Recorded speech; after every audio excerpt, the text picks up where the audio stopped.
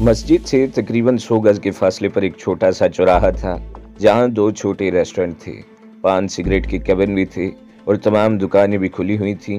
बड़ी रौनक थी इस चौराहे पर। एक तरफ पुलिस की एक मोबाइल भी खड़ी थी।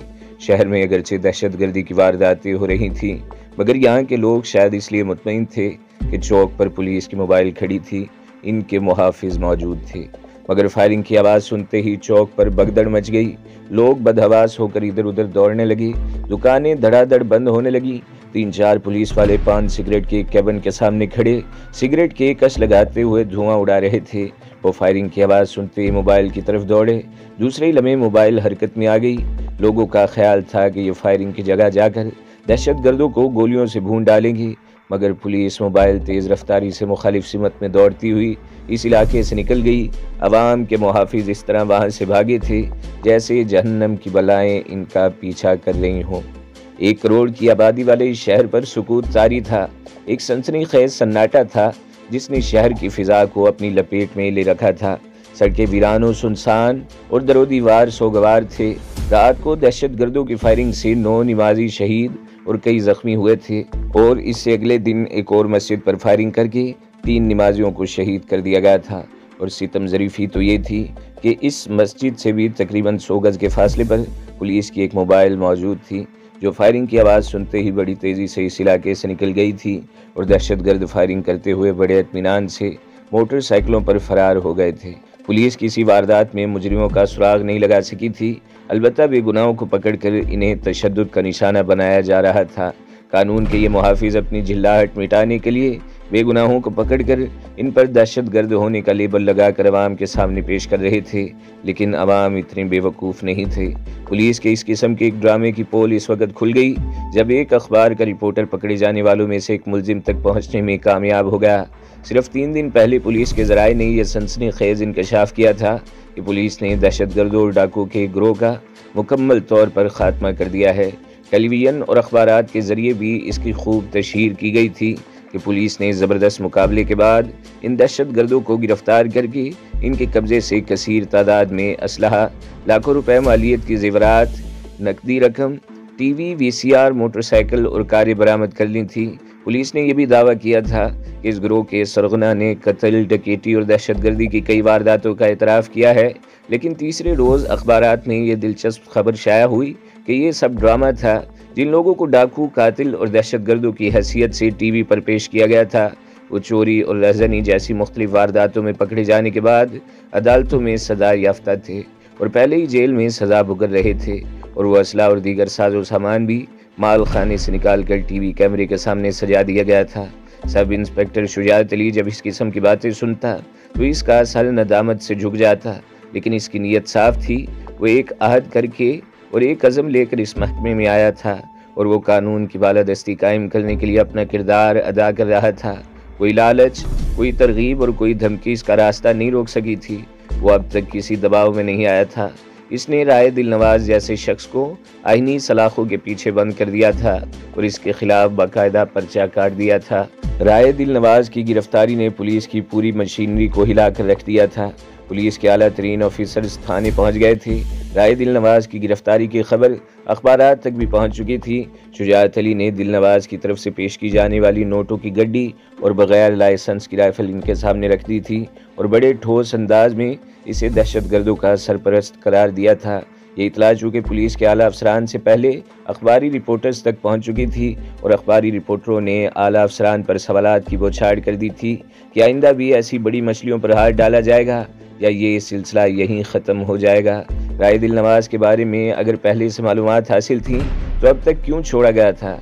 राय दिल नवाज किसके इशारे पर यह खूनी सरगर्मियाँ जारी रखे हुए था? इस किस्म के बहुत से सवालात थे जिन्होंने पुलिस के आला अफसरान का नातका बंद कर दिया था। सब इंस्पेक्टर शुजात अच्छी तरह जानता था कि इसने अपने खिलाफ अपने ही महकमे में एक महाज खड़ा कर लिया था। इसे इन मसाइब और दुश्वारियों का भी एहसास था जो इसके रास्ते में आने वाली थी। जबकि पुलिस अफसरान ने राय दिल नवाज के खिलाफ ये सारी कार्रवाई ख़त्म करने की कोशिश की थी। सारी बात इसके गनमैन पर डाले जाने की प्लानिंग भी हुई थी, लेकिन बात बहुत आगे निकल चुकी थी। इसे अदालत से ज़मानत पर ही रहाई मिल सकती थी, लेकिन इसके अगले ही रोज़ सब इंस्पेक्टर शुजात अली का तबादला अंदरूनी सिंध एक दूर दराज के कस्बे में कर दिया गया, تبادلہ اگر عام حالات میں ہوتا تو شجاعت علی کو کہیں بھی جانے میں اعتراض نہ ہوتا، لیکن وہ اچھی طرح جانتا تھا کہ یہ اس کے خلاف انتقامی کارروائی کی گئی تھی۔ اس نے اس انتقامی کارروائی کے خلاف مزاحمت کرنے کا فیصلہ کر لیا اور طبی بنیادوں پر 2 ماہ کی چھٹی کی درخواست دے کر گھر بیٹھ گیا۔ اس نے محکمے میں جہاں بہت سے دشمن پیدا کر لیے تھے، وہاں اس کے کچھ ہمدرد بھی موجود تھے۔ اسے یقین تھا کہ اس کے یہ ہمدرد تبادلہ رکوانے کے لیے اس کی حمایت کریں گے۔ 2 دن بعد اس نے اپنے ہمدردوں سے رابطہ شروع کر دیا اور بالآخر 15 دن بعد اس کے تبادلے کا حکم منسوخ ہو گیا اور اسے اسی تھانے میں ڈیوٹی کے لیے رپورٹ کرنے کو کہا گیا جہاں وہ پہلے فرائض انجام دے رہا تھا۔ سب انسپکٹر شجاعت علی نے جس روز دوبارہ تھانے میں ڈیوٹی سنبھالی، اس روز وہ رات 9 بجے گھر آیا۔ رات کا کھانا کھانے کے بعد وہ ڈرائنگ روم میں بیٹھا سلطانہ سے گپ شپ کر رہا تھا کہ فون کی گھنٹی بجی۔ سلطانہ قریب بیٹھی ہوئی تھی۔ اس نے ہاتھ بڑھا کر ریسیور اٹھا لیا۔ چند لمحے دوسری طرف کی آواز سنتی رہی، پھر شجاعت علی کی طرف ریسیور بڑھاتے ہوئے بولی، آپ کے لیے کال ہے، آپ تو بڑے چھپے رستم نکلے۔ کیا مطلب؟ شجاعت علی نے ریسیور کی طرف ہاتھ بڑھاتے ہوئے اسے گھورا۔ میں تو سمجھی تھی کہ آپ کے سینے میں دل کی جگہ پتھر کا ٹکڑا رکھا ہوا ہے، لیکن بہرحال آپ بات کیجیے۔ سلطانہ کے ہونٹوں پر معنی خیز مسکراہٹ آ گئی۔ ہیلو، سب انسپکٹر شجاعت علی اسپیکنگ، وہ ماؤتھ پیس میں بولا۔ شبینہ بول رہی ہوں۔ ریسیور پر کھنکتی سی آواز سنائی دی۔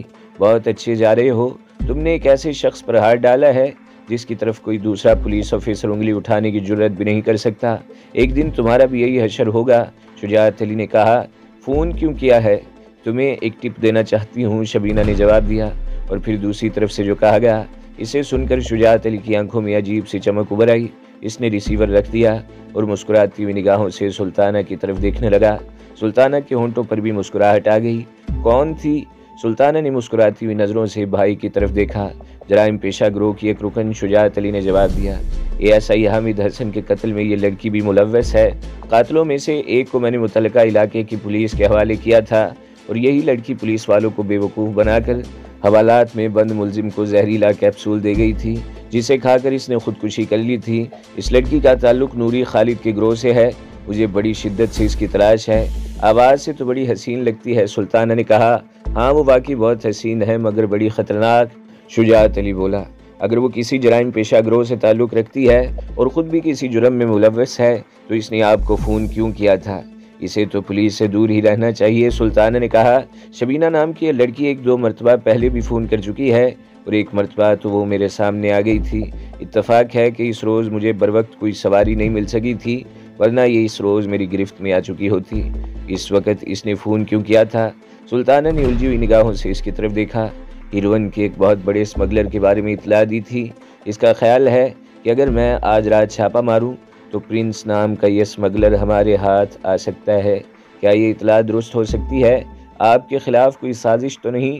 یہ اطلاع درست بھی ہو سکتی ہے اور میرے خلاف سازش بھی، شجاعت علی نے جواب دیا، لیکن زیادہ امکان اس بات کا ہے کہ یہ اطلاع درست ہوگی کیونکہ منشیات فروشوں کے گروہ آپس میں ٹکراتے رہتے ہیں۔ یہ ایک دوسرے کی طاق میں رہتے ہیں تاکہ اپنے مخالفین کو زیادہ سے زیادہ نقصان پہنچا سکیں۔ نوری خالد اسلحہ اور منشیات کا بہت بڑا بیوپاری ہے، جبکہ پرنس بھی ہیروئن کا بین الاقوامی اسمگلر ہے۔ اس کی وجہ سے نوری خالد کو اپنے کاروبار میں نقصان اٹھانا پڑ رہا ہے۔ وہ اس کے بارے میں پولیس کو اطلاع دے کر اسے اپنے راستے سے ہٹانا چاہتا ہے۔ ہیروئن، سلطانہ کے منہ سے بے اختیار گہرا سانس نکل گیا۔ یہ بھی ہماری قومی زندگی کا ایک بہت بڑا المیہ ہے۔ 13 سال پہلے پاکستان میں کوئی ہیروئن کا نام ہی نہیں جانتا تھا اور آج 13 سال کے بچے بھی اس لعنت کا شکار ہو چکے ہیں۔ پتہ نہیں کہ پاکستان میں 50 لاکھ افراد ہیروئن کے عادی کیسے ہو گئے۔ پاکستان میں ہیروئن کے پھیلاؤ میں بڑا ہاتھ ہمارے حکمرانوں کا ہے۔ آج تک کسی بھی حکومت نے منشیات کے خاتمے کے سلسلے میں کوئی ٹھوس پالیسی نہیں بنائی، سلطانہ، شجاعت علی نے کہا۔ یہ دراصل ہمارے ہی ملک کا مسئلہ نہیں، پوری دنیا اس کی لپیٹ میں ہے۔ ایک اندازے کے مطابق پوری دنیا میں تقریباً 5 کروڑ افراد اس نشے کے عادی ہیں۔ تمام دنیا کی حکومتیں ڈرگ مافیا سے خوفزدہ ہیں۔ یہ ڈرگ مافیا ایک طرح سادہ لو عوام کو تباہ کر رہی ہے تو دوسری طرف منشیات سے حاصل ہونے والی آمدنی سے حکومتوں کے لیے خوفناک مسائل پیدا کر رہی ہے۔ مافیا اپنی بے حساب دولت سے اراکین اسمبلی اور حکومت کے اہم افراد پر اثر انداز ہو کر من پسند فیصلے کرواتی ہے۔ اس طرح معاشرے پر ان کی گرفت مضبوط سے مضبوط تر ہوتی جا رہی ہے۔ کئی ممالک تو مکمل طور پر ڈرگ مافیا کی گرفت میں ہے۔ کولمبیا کی مثال ہمارے سامنے ہے، जहां पिछले 12 सालों में 41 जजों और 30 सहाफ़ियों को बेदर्दी से कत्ल किया जा चुका है, वहां ड्रग माफिया ने मतवाजी हुकूमत बना रखी है। असल हुकूमत इनके सामने बेबस हो चुकी है। लेकिन ईरान की मिसाल भी हमारे सामने है। सुल्ताना ने कहा, ईरान में इस्लामी इनकलाब के आते ही मनशियात फरोशों के लिए सजाए मौत के कानून पर अमल दरामद शुरू कर दिया। लेकिन पाकिस्तान में हीरोइन की इंसदाद के लिए क्या काम हो रहा है? मुझे तुमसे इत्तफाक है, शुजाअत अली ने गहरा सांस लेते हुए कहा। पाकिस्तान में हीरोइन की इंसदाद के लिए वो काम नहीं हो रहा जो होना चाहिए। इस वक्त हमारे मुल्क में 17 एजेंसियां मनशियात फरोशों के खिलाफ काम कर रही हैं, लेकिन इसके बावजूद हीरोइन की वबा तेज़ी से फैल रही है और अभी तक इसे कंट्रोल करने के लिए बड़ी कामयाबी तो दरकिनार कोई वाज़ेह हिकमत अमली भी तैयार नहीं की जा सकी। मुख्तलिफ इदारे मुबैना तौर पर मनशियात फरोशों के बराह रास्त हिस्सेदार हैं।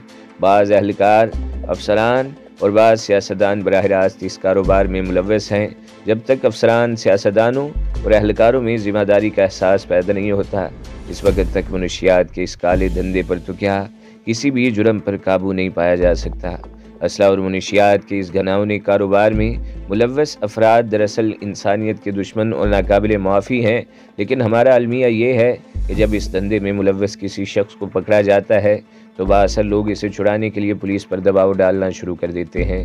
हकीकत ये है कि दौलत की हवस ने हर शख्स की आंखों पर पट्टी बांध रखी है। हीरोइन के आदी अफराद के इलाज मुआलजे की मुनासिब सहूलतें मौजूद नहीं हैं। अस्पतालों को इस सिलसिले में जो फंड्स मुहैया किए जाते हैं वो अमले के अफराद और अफसरान खा पी जाते हैं। प्राइवेट अस्पताल इस सूरत हाल से भरपूर फ़ायदा उठा रहे हैं। हमारे ज़्यादातर अस्पताल इंसदाद मनशियात की बजाय फ़रोग़ मनशियात का किरदार अदा कर रहे हैं। दौलत की हवस हमें इस मुकाम पर तो ले आई है, इससे आगे क्या होगा ये अल्लाह ही जानता है। सुल्ताना ने गहरा सांस लेते हुए कहा और उठकर ड्राइंग रूम से बाहर चली गई। सुल्ताना के कमरे से जाने के बाद शुजाअत अली काफ़ी देर तक सुल्ताना की गुफ्तगू के बारे में सोचता रहा। फिर इसने फ़ोन का रिसीवर उठाया और अपने थाने का नंबर मिलाने लगा। शुजाअत अली बोल रहा हूँ, इसने कॉल रिसीव होने पर कहा, एएसआई शाहिद को बुलाओ, अगर वो ना हो तो हेड कांस्टेबल अमजद को बुला दो। यस सर, होल्ड रखिए सर, दूसरी तरफ से कहा गया। शाहिद साहब तो मोबाइल पर गए हुए हैं, मैं हेड कांस्टेबल अमजद को बुलाता हूँ।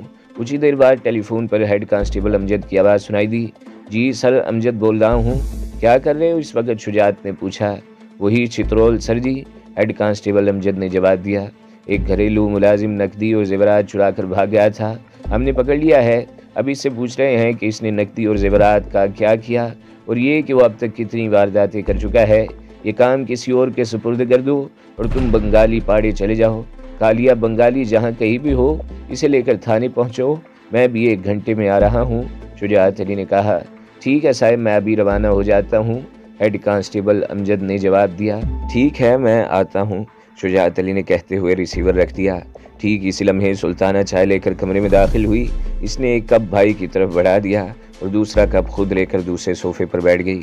अरे वो फरीदा का क्या हाल है? कई रोज़ से इसे देखा नहीं, कैसी तबीयत है इसकी? शुजाअत ने सामने वाले पड़ोसी मबूद अली की बेटी के बारे में पूछा था, जिसे इस रात अस्पताल में ले गए थे। मुझे नहीं लगता कि वो ज़हनी तौर पर कभी ठीक हो सकेगी, सुल्ताना ने जवाब दिया। वो तो बिल्कुल अजीब सी लगती है, इसके चलने फिरने का अंदाज़ ऐसा है जैसे कोई मशीनी रोबोट हो। बहुत अजीब व गरीब बातें करने लगी है, कभी हिस्ट्रियाई अंदाज में चीखने लगती है। इसके माँ बाप का तो बुरा हाल हो रहा है, जवान बच्ची है, शुजाअत अली ने कहा। इन्हें सदमा तो होना चाहिए, अब तो ज़िंदगी भर का रोग लग गया है इस बच्ची को, सुल्ताना ने जवाब दिया। घर में कोई मेहमान आता है तो चीखने लगती है। इसे घर में आने वाले हर शख्स के हाथ में छुरे और पिस्तौल नजर आते हैं। लोगों ने इनके घर आना जाना छोड़ दिया है, अल्लाह रहम करे इस बच्ची पर। शुजाअत अली ने चाय का घूंट भरते हुए कहा, इन हालात की वजह से न जाने कितने लोग अपना जहनी तवाज़ुन खो बैठे हैं, कितने घर उजड़े हैं, कितनी औरतें बेवा हुई हैं, कितनी बहनों के भाई छीने हैं और कितने बूढ़े वालिदैन के सामने इनके जवान बेटों को खाको खून में नहलाया गया। काश ये शहर एक बार फिर अमन का गहवारा बन जाए, आज हर शख्स यही दुआ मांग रहा है, सुल्ताना ने कहा। शुजाअत अली चाय पीकर उठ खड़ा हुआ। मैं पुलिस स्टेशन जा रहा हूँ, हो सकता है वापसी में देर हो जाए या रात वहीं गुजर जाए। कोई ख़ास काम? सुल्ताना ने सवालिया निगाहों से इसकी तरफ देखा। यही समझ लो, शुजाअत अली कहता हुआ ड्राइंग रूम से निकलकर अपने बेडरूम में आ गया और दरवाज़ा बंद करके ड्रेस तब्दील करने लगा तकरीबन 20 मिनट बाद वो यूनिफॉर्म पहने कमरे से बाहर निकला। इसके हाथ में सर्विस रिवॉल्वर था। इसने रिवॉल्वर खोलकर इसके चैम्बर में गोलियां चेक की और रिवॉल्वर को होलिस्टर में अड़स लिया। वो ड्राइंग रूम से निकलकर बाहर जाने के लिए दरवाजे की तरफ बढ़ा ही था कि फायरिंग की आवाज़ सुनाई देने लगी। फायरिंग की ये आवाज़ें या तो दहशतगर्दों ने कहीं फायरिंग की थी या किसी पुलिस पार्टी और दहशतगर्दों में तसादुम हो गया था। थोड़ी देर रुक जाइए भैया, बाहर कहीं फायरिंग हो रही है, सुल्ताना ने कहा। फायरिंग इंचोली की तरफ कहीं हो रही है और मुझे दूसरी तरफ से निकल जाना है। तुम दरवाज़ा बंद कर लो, शुजात अली कहता हुआ आगे बढ़ गया। शुजात अली के जाने के बाद सुल्ताना देर तक दरवाजे में खड़ी दुआएं मांगती रही। अभी अगरचे 10:15 ही बजे थे, लेकिन गली में सन्नाटा था। जब हालात पुरसुकून थे तो रात 11-12 बजे तक बच्चे गली में खेलते रहते थे, लेकिन अब तो सरे शाम ही गलियां वीरान और सुनसान हो जाती थी। सुल्ताना इस वक्त तक दरवाजे में खड़ी रही जब तक शुजात अली नजर आता रहा, और जब वो मोड़ घूमकर निगाहों से ओझल हो गया तो वो दरवाज़ा बंद करके अंदर आ गई। शुजात अली गलियों में घूमता हुआ मेन रोड पर नसीराबाद वाले स्टॉप पर आ गया। सड़क सुनसान पड़ी थी। यहाँ 2-3 रेस्टोरेंट थे जो 11-12 बजे तक खुले रहते थे, लेकिन इस वक्त हर किस्म की दुकानें और रेस्टोरेंट बंद थे। वाटर पंप की तरफ भी गहरा सन्नाटा था। इंचोली की तरफ से फायरिंग की आवाज़ें बदस्तूर आ रही थीं, मगर फायरिंग की शिद्दत में कमी आ गई थी। शुजात अली सड़क पर तन्हा खड़ा इधर उधर देख रहा था। इसकी अपनी गाड़ी अभी तक नहीं बनी थी। वो आज भी वर्कशॉप गया था। मैकेनिक ने वादा किया था कि वो 2-3 दिन में गाड़ी तैयार करके इसके हवाले कर देगा। तकरीबन 10 मिनट बाद आयशा मंजिल की तरफ से एक रक्षा आता हुआ दिखाई दिया। शुजात अली सड़क के वस्त में आ गया और रक्शे को रुकने का इशारा करने लगा। इत्तफाक से रक्षा खाली था। शुजात अली रक्शे में बैठ गया। मुझे घर जाना है साहब, रक्षा ड्राइवर ने कहा। इसके चेहरे पर खौफ के तासुरात नुमाया थे। शहर के हालात ठीक नहीं हैं। लालू खेत में ज़बरदस्त फायरिंग हो रही है। जब मैं वहाँ से निकला था तो 3 आदमी मारे जा चुके थे। आगे भी कहीं फायरिंग हो रही है, आवाज़ें आ रही हैं। तुम्हारा घर कहाँ है? शुजात अली ने पूछा। 20 नंबर में टेलीविजन फैक्ट्री के पीछे एक छोटी सी कच्ची बस्ती है। वाटर पंप की चुरंगी या इससे पहले किसी गली से निकल जाऊंगा, ड्राइवर ने जवाब दिया। अच्छा तो ऐसा करो कि सामने वाली गली से निकल चलो, शुजात अली ने कहा। 16 नंबर वाली चुरंगी से होते हुए फयाज प्लाजा की तरफ निकल जाएंगे। मैं फयाज प्लाजा पर उतर जाऊंगा। ठीक है साहब, ड्राइवर ने रक्षा स्टार्ट करके सामने वाली गली में मोड़ दिया। कोई पुलिस वाला किसी के साथ हो तो इसे तसल्ली और ढारिस होती है, मगर रक्षा ड्राइवर कुछ और सहमा सा नजर आने लगा था। दहशतगर्दी की इन बढ़ती हुई वारदातों से लोग पुलिस वालों से खार खाते थे। आम तासुर ये था कि डकैतियों और दहशतगर्दी की वारदातों का इर्तिकाब करने वालों को पुलिस की सरपरस्ती हासिल है। थानों और पुलिस मोबाइलों पर हमले अवाम के इस तासुर का नतीजा थे। इक्का दुक्का पुलिस वाले भी मारे जा चुके थे। रक्शे में पुलिस के एक बावर्दी सब इंस्पेक्टर की मौजूदगी ने ड्राइवर पर कुछ और खौफ तारी कर दिया था। इसे जितनी कुरानी आयात याद थी वो दिल ही दिल में इनका विर्द करता रहा। फयाज प्लाजा के मोड़ पर ड्राइवर ने रक्षा रोक लिया और जब शुजात अली नीचे उतरा तो इसने इत्मीनान का सांस लिया। ये लो, शुजात अली ने 10 का नोट इसकी तरफ बढ़ा दिया। तुम भी अपने घर के करीब पहुंच गए और मेरा काम भी होगा। ड्राइवर ने नोट लिया और रक्षा आगे बढ़ा दिया। शुजात अली फजल मिल के सामने रुककर किसी और सवारी का इंतज़ार करने लगा। थोड़ी ही देर बाद इसे कार में लिफ्ट मिल गई जिसने इसे गुलशन चौरंगी पर पहुंचा दिया। गुलशन चौरंगी पर इसके थाने की एक मोबाइल खड़ी थी और पुलिस एहलकार आने जाने वाली गाड़ियों को चेक कर रहे थे। इस पुलिस पार्टी का इंचार्ज ASI शाहिद था। इसने शुजात अली को करीब देखते हुए आकर सैल्यूट किया। ये कौन है? शुजात अली ने इसके सैल्यूट का जवाब देते हुए मोबाइल की तरफ इशारा किया जिसमें जीन्स की पतलून और जैकेट में मलबूस एक नौजवान बैठा हुआ था। मोबाइल से 2 कदम के फासले पर एक कांस्टेबल भी राइफल संभाले खड़ा था। ये नौजवान रिक्शे पर इस तरफ आ रहा था। ASI शाहिद ने नेपा चुरंगी की तरफ इशारा किया। तलाशी लेने पर इसके कब्जे से 1 अदद बगैर लाइसेंस TT पिस्तौल और तकरीबन 3000 रुपए की रकम बरामद हुई है। मैं पुलिस स्टेशन जाता हूँ, शुजात अली ने कहा। एक कांस्टेबल को इसके साथ बिठा दो जो इसे हवालात में बंद करने के बाद मोबाइल वापस ले आए। बेहतर सर, ASI शाहिद ने मोबाइल के ड्राइवर को इशारा किया और राइफल संभाल कर मोबाइल की पिछली सीट के किनारे पर बैठ गया, जबकि इस नौजवान को सामने वाली सीट पर आगे धकेल दिया गया था।